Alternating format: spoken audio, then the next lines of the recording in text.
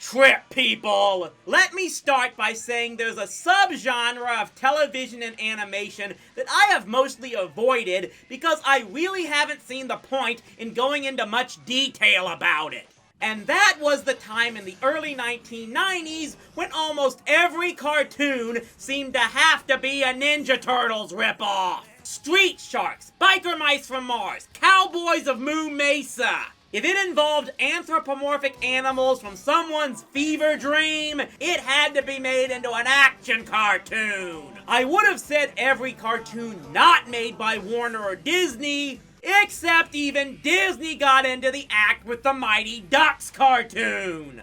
That was the only time prior that I dared look at one of these cartoons when Huey Toonmore convinced me to review it with him so many years ago. So, why am I going after this now? For the longest time, I thought Barnyard Commandos was just this ridiculous toy line released by the same company that made the Ninja Turtles action figures. It was only a couple of years ago that I learned, sure enough, there was a cartoon series made to try and shill the toy line. And guess what? It was a co-production of the French company IDDH along with Murakami Wolf Swenson, the ones who made the first Ninja Turtles cartoon. So yeah, this is another case of a television creator ripping off itself.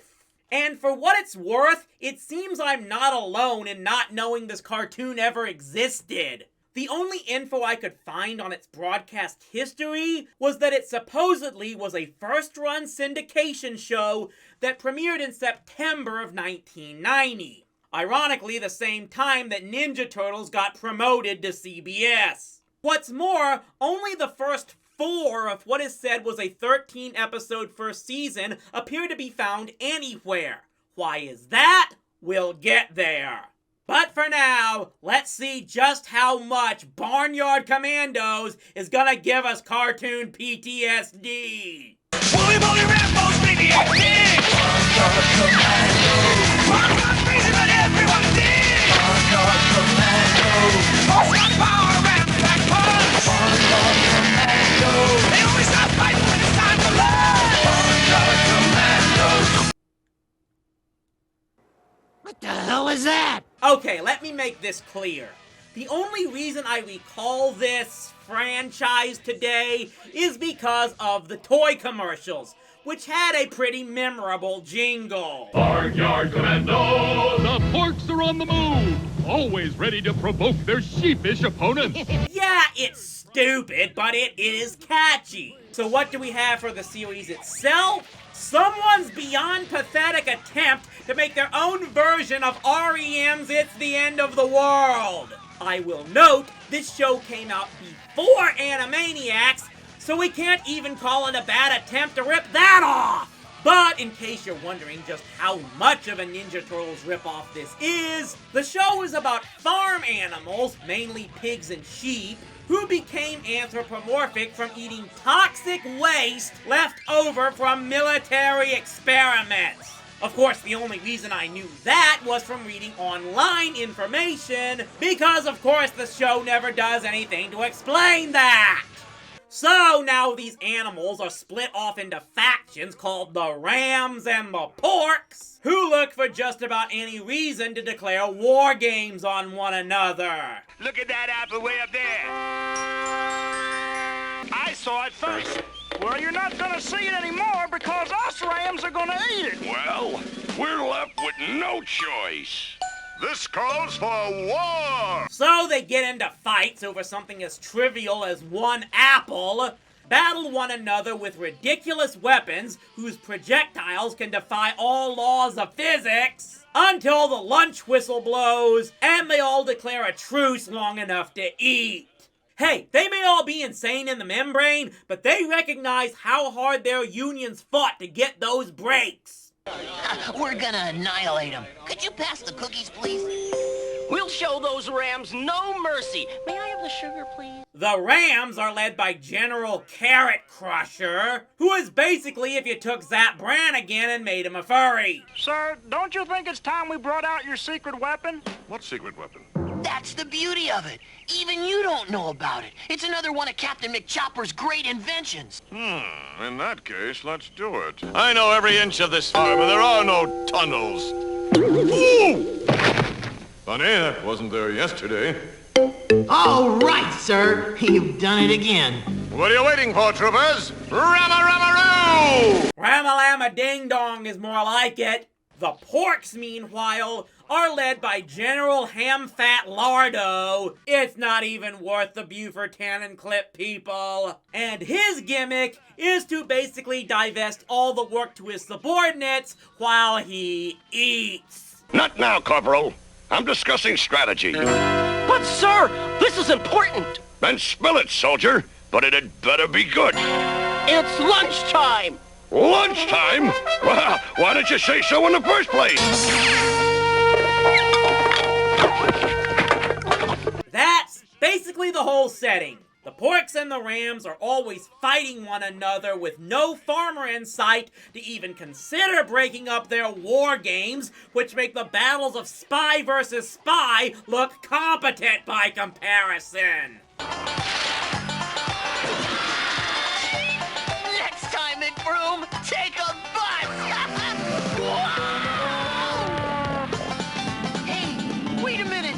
This baby's gonna explode. Chew on this, Flabbo. Eat swill, lamb chop. I guess I showed him. No one swill bombs me and lives to oink about it. I can't believe the war between the Triceratons and the Federation was more dignified than this. The character designs are what really get me. Going back to the commercials, those designs actually looked like something that would belong in a setting like this. The actual cartoon itself, this is supposed to be Animal Farm meets Full Metal Jacket, and these characters look like they belong on Garfield and Friends. Abdi ab yedily obstacle cab course? What is this primitive gibberish? Why, it's barcode, of course. Oh, naturally. I was just curious to see if anyone else knew. Usme eBay unre. Hey, it's in Pork Latin. You're right. So the whole message reads, a deadly obstacle course must be run to reach the ancient tower where you will find the doohickey in the thingamajig. And yeah, there's also this running gag. The Rams and the Porks each have their own secret code they keep trying to use with one another. The Porks clearly use Pig Latin, or Pork Latin here, while the Rams use Ba code, which just throws Ba into the middle of each word. And yeah, this was pretty much the whole basis for the toy commercials, and it really isn't good when those came off funnier. Code word. Lab hook. Ab out. Look out.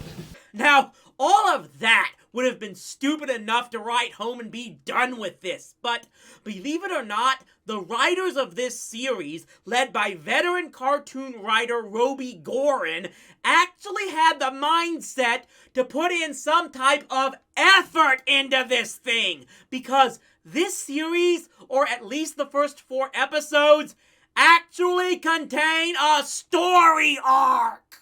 It starts in the first episode when both the Rams and Porks find a 2-piece stone tablet with each part written in each one's secret code, which is how they discover them, telling about their ancient predecessors who lived in peace with one another before they were run out of their homes by prehistoric ducks and chickens. I really just said that! The hints they get from that tablet lead both factions on a wild goose chase to ultimately find some type of secret treasure, only for it to be nothing but another clue, which they immediately forget about, only for it to turn up in the very next episode. The next Ooclay, that's Clue, is located within 75 miles of this spot. P.S. Udgay Ucklay. Oh great, they're searching for the Picayune pot. I should just make a list of all the good shows this thing is gonna make me remember, should I? Somewhere in the jungle is an ancient whatchamacallit, hidden in a sacred thingamajig, which holds a parchment revealing ancient powers. Now, if we can grab it before the rams, we'll use the powers to rule the farm. It is just absolutely amazing to see Roby Gorin and his writing team actually care enough to give this series a long-running plot line, and it's like no one else cared to do anything else! The fourth episode is just the most insane of all. A movie projector made out of rock and bones creates a time portal to prehistoric times where they get chased by giant dinosaur chickens while searching for a cave that's supposed to contain the ultimate secret. Why do I have to be the only internet reviewer in the world who doesn't drink? The ultimate secret is, enjoy what you've got now, because you can't take it with you when you go. Yes, the real treasure of war was the friends we made along the way. I need Scissor 61! Who knows what the remaining episodes were supposed to show? What information I could find online suggests the show was canceled immediately after this, so maybe all the remaining episodes truly have been lost. The first 4 did all get individual VHS releases, which I'm guessing is the main reason anyone still had copies of them. And as far as I'm concerned, all of those copies would be better off being buried in the desert outside of Guantanamo Bay! This show is basically taking Ninja Turtles, Small Soldiers, US Acres, and the Looney Tunes Predator cartoons, sucking out everything that made all of those entertaining, and mixing what's left into some type of slop that not even hogs would find appetizing. I can only guess they were going for a whole war what is it good for message, but it just gets derailed with terrible dialogue, cheap music that often rips off more well-known tunes, and an overall atmosphere that is too goofy to be taken seriously, yet doesn't go ridiculous enough to be good parody. That's probably the biggest disappointment of it all. For such a ludicrous concept like Barnyard warfare, the show doesn't come close to going all out. There were reports back in 2020 that the toy line was going to be revived through a new manufacturer, but nothing seems to have come from it since. Maybe if someone did try to reboot this series, it could be made to be better. But for now, what we've got with the original Barnyard Commandos is more than deserving of a dishonorable discharge. When you come off worse than cartoons about actual cowboy cows or mutant mice street gangs, you have really scraped the bottom of the barrel. See you next time on TV Trash.